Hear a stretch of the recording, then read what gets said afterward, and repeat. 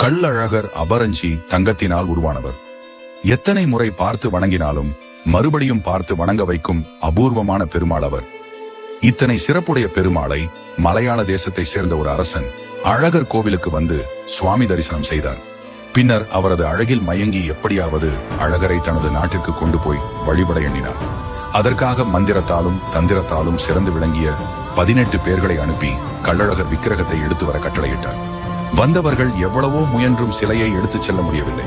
அதனால் அவர்களுக்கு துணையாக ஒரு தெய்வத்தை அனுப்பினார். ஆனால் சகல சாஸ்திரங்களை கற்ற கோயில் பூசாரி பெருமாளின் அனுகிரகத்தால் முன்கூட்டியே இந்த சூழ்ச்சியை கண்டுபிடித்து விட்டார்கள்.